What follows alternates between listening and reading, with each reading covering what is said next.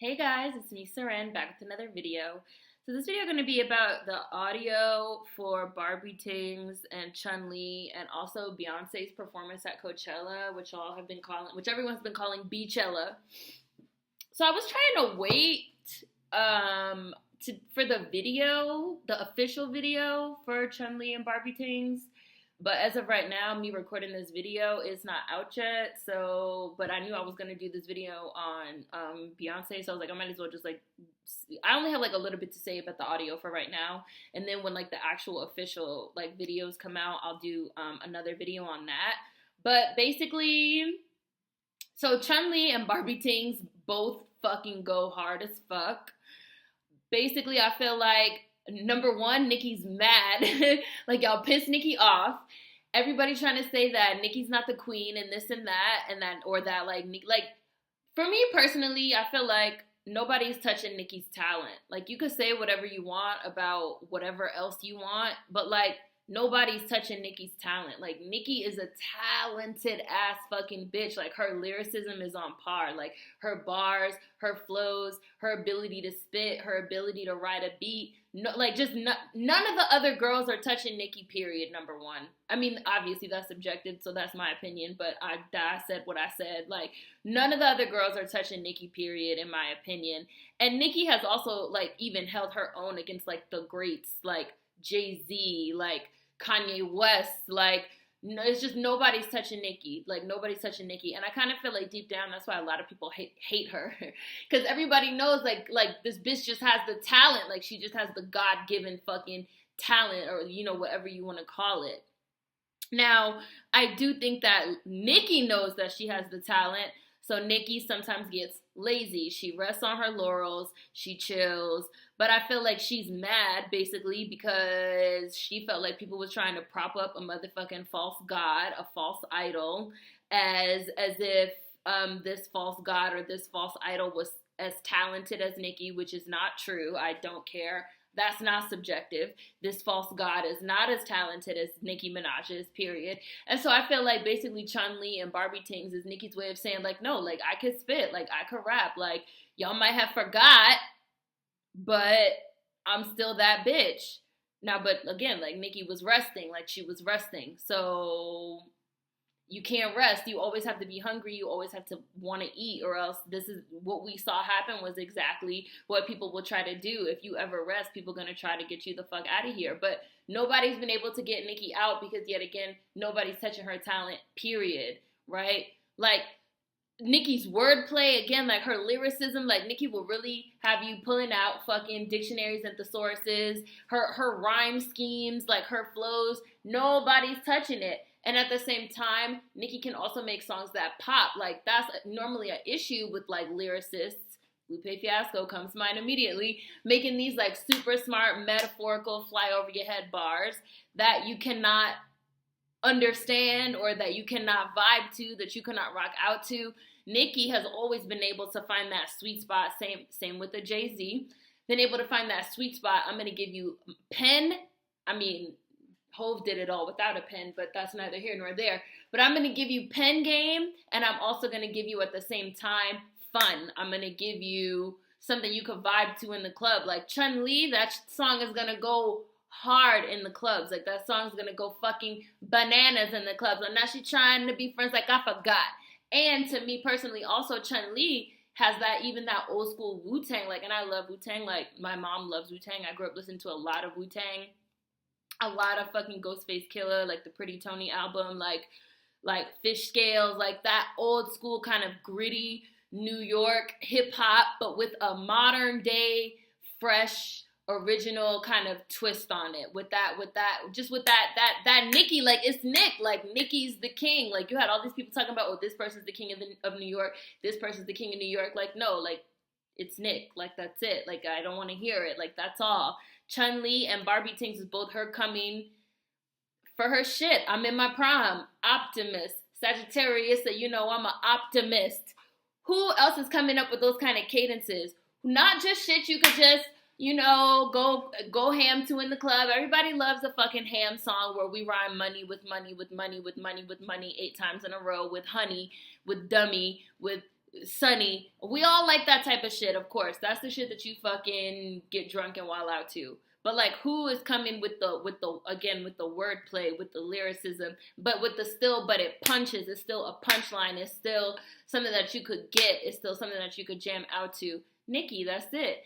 Somebody, Darian. Hi, Darian, if you see this. Darian's a long-time supporter and subscriber. Somebody was also like that they felt like a lot of the content of both Chun-Li and Barbie Tingz, but especially Chun-Li, was referencing some of the stuff that I talked about in my Fraudier video of Nicki being made out to be the bad guy. Like, oh, they need rappers like me so they can get on their fucking keyboards and make me the bad guy, Chun-Li. Like, oh, okay, you want me to be the bad guy? Fine. I was like, yo, Nicki, we have that Sagittarius connection. I was like, because that's how I be feeling. I don't even be feeling like I'm trying to be anybody's bad guy, but everybody want to make me the bad guy? Fine, let's do it. Let's go.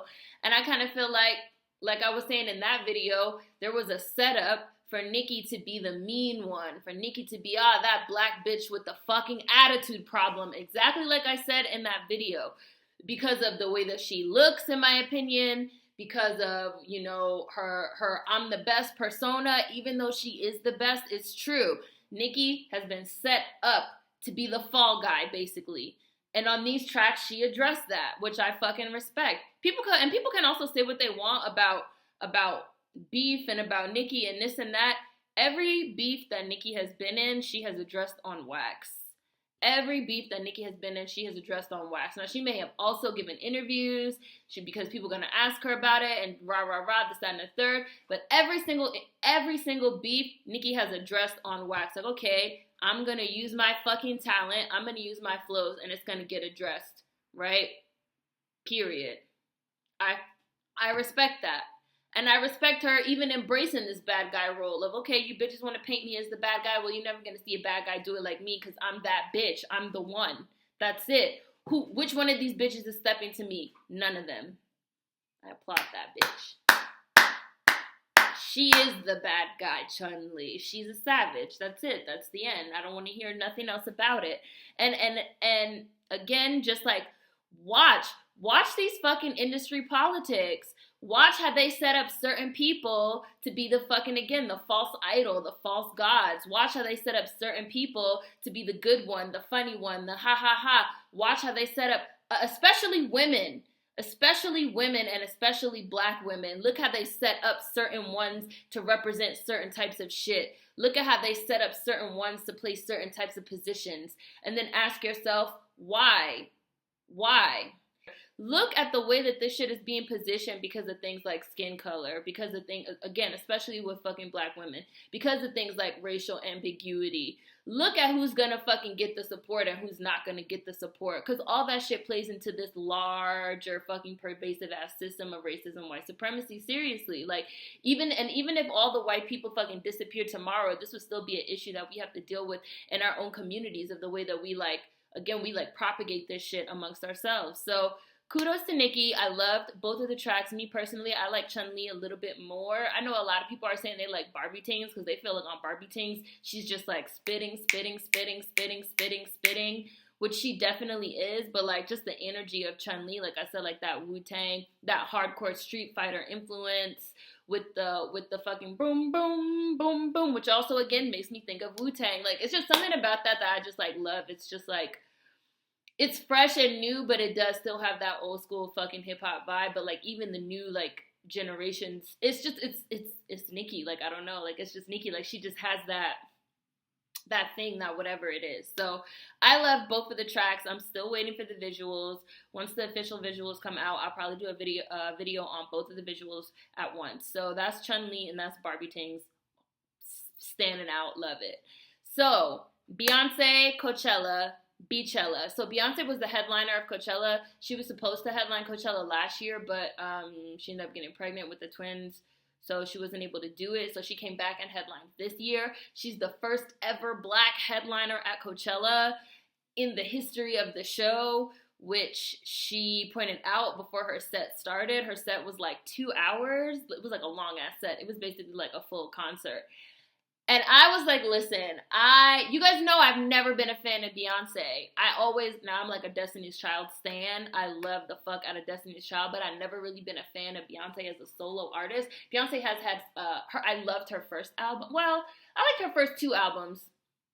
But then kind of like I've talked about before with Formation and stuff like, in my Formation video and stuff like that, I felt like Beyonce, I don't know if I want to say the same thing as like Nicki almost, that she got complacent, or that she wasn't sure what she wanted her lane to be, which I could also say about Nicki. Like, Nicki loves pop music, obviously, and I do think Nicki Minaj also feels annoyed that she kind of can't swerve in and out of the rap lane and the pop lane, which I'm sure is annoying when you have a fucking white girl like fucking Iggy Azalea that could come out with a debut album and get nominated for like 6 Grammys, like 3 of which are rap and like 3 of which are pop. Just because she's white, she gets to be both. Nicki, anytime Nicki tries to do a pop song, she gets dragged to the pits of hell. People hate when Nicki does pop music, even though she obviously likes pop shit. And I kind of feel like it's a similar thing with Beyonce. Like, Beyonce, I don't know if she just like couldn't figure out like what exactly she wanted her focus to be, or if, like I said, for a while I felt like Beyonce was making really generic pop music. That's my opinion. That was really how I felt about 4. I didn't even love her self-titled album, even though I recognized like the significance that it had. I kind of felt like between B-Day and this last one, Lemonade, her self-titled album, she started coming back. She started coming back from the dead a little bit. She started waking up a little bit. But I think there was a period of time there where Beyonce was just like on autopilot. Now, I know Beyonce has also talked publicly about suffering from depression, struggling with that. So I don't know if maybe she was struggling, and we know that her and Jay-Z were going through things in their personal life. So this is no type of a dig or a shot at Beyonce or anything like that, because like for all I know, like she might have been going through a really hard time. But I definitely feel like you can tell in her career trajectory that there was a moment of time where Beyonce was just really on autopilot. It was just like very generic pop stuff, very generic videos. Now Beyonce is absurdly, ridiculously talented. Like, I hate Michael Jackson comparisons, but if we're going to compare anybody to the king, it would have to be Beyonce. Like, there's really literally nobody else. Like, Beyonce is supernaturally fucking talented. Like, her entertainment value is just, it's absurd. It's off the charts. So even though she was still so talented that even the stuff that I felt like was kind of generic and mediocre, her talent elevated it to the, like, Beyonce could probably like do 1, 2, 3, like sing the ABCs and like film herself taking a shit, and it would probably be entertaining because like that's just how talented she is. But something happened, like I said, kind of starting with Beyonce and then really kicking it up with Formation, which you guys know I loved, and then again with Lemonade, of just like her creative juices started flowing, something sparked in her, and she's been kind of off to the races, and she hasn't came back since. Now, we were talking about it on Twitter, and somebody wrote me on Twitter, and they said they feel like Beyonce has gotten to the level now where she feels like she can't be touched. So since let me read you exactly what they said. They said that since she's reached the level where she cannot no longer be touched, now she finally has maybe the freedom to do content that is a little bit more in line with her political beliefs and ideologies, which she's kind of hinted around previously with the feminism stuff and stuff like that. But I want to read you exactly what it said. Her true self was always there for me, but she had to reach a level of stardom where she could do anything and it wouldn't erase her impact. She left her mark, so now she can express everything literally and or symbolically. Somebody else said, it's like she finally found the combination to unlock my support. I've always enjoyed her music and respected her talent, but like something about her now is like on another level, which I agree. I feel like Beyonce now, she's making these like really strong political statements with her work. She's making these really strong, and even if she's not, because I know some people are going to be like, well, what is so political about what she does? What Beyonce does that has gotten me on her side, because like the bitch grew on me, bitch. You grew on me, bitch. You grew on me. If I wasn't on my computer, if I was on my iPad, I'd be zooming in right now. Beyonce, you snuck in, bitch. You snuck in. I don't know how I feel about that, because I've never been a Beyonce like fan, but number one, Beyonce really has like Beyonce's a Black American. Y'all know I gotta ride for the Black Americans. And Beyonce be putting that Black American shit up on the Summer Jam screen, and people don't like that shit. People don't like that shit. They didn't like it when she did it with Formation. They didn't like it when she did it with Lemonade. They didn't like it when she did it at the Super Bowl. They didn't like it when she did it at the fucking CMAs last year or the year before that with the Dixie Chicks. I'm sure they're not gonna like what she did at Coachella. She basically did like we just watched Drumline for Beast Bake. I was watching this shit like we just watched Drumline. She basically did like a fucking classic. Like she did a HBCU classic at Coachella. She brought out a band. Somebody was talking about like the significance of like the colors. They had these like yellow outfits. Let me tell you exactly what that said. The significance of the costumes. Because people were saying that has significance. Beyonce's the first. There it goes. Beyonce's colors are black and yellow because of the bee motif. But also black and gold are the colors for the Alphas, the first black fraternity. And because she's the first Black woman to headline Coachella. So there was a lot of like Black American Greek organization references. There were a lot of references to historically Black colleges and universities. Again, HBCUs, to marching band culture, to step culture. She had like a whole step breakdown. Like, again, Beyonce is a Black American, yet again. She's from the South. She does a lot of Black American Southern references. Formation, obviously, and Lemonade had a lot of references to the American Gothic, the Southern American Goth, which also has a lot of roots in American chattel slavery and Black American culture. And Beyonce really, especially within, I would say, the last 3 to 4 years, has really been putting that shit on the forefront. Like, not just, I'm going to just give you guys pop music, or even I'm going to give y'all music about my personal life, but just, like, I'm going to, like, provide you with these cultural cues, this cultural significance of my Black American culture, because we do have a motherfucking culture, bitch, because people like to sit on their keyboards and make me the fucking bad guy. Anyways, because people like to sit on their keyboards and talk about how Black Americans this and Black Americans that and Black Americans no culture this and no culture that and why do we do this and why do we do that. And I definitely feel like Beyonce is really embracing, speaking of embracing a role, embracing this role of you're like, well, I am Black American. I am from the South. I am from Louisiana. These are my roots. This is my culture. And now that I have reached this level, I'm going to put this shit in your fucking faces every opportunity that I get. And I'm going to make you niggas mad doing it. And I have to applaud that, and I feel like I have to defend that. And I just can't believe that the bitch Beyonce got me on her side. It's really, I mean, you got me. She brought out Kelly and Michelle, and I shed a thug tear. I was like, the DC3 medley that we deserve. I do so much giving, and now I'm finally able to receive. Was how I really felt. I need an album. I need a tour. I need an acoustic album.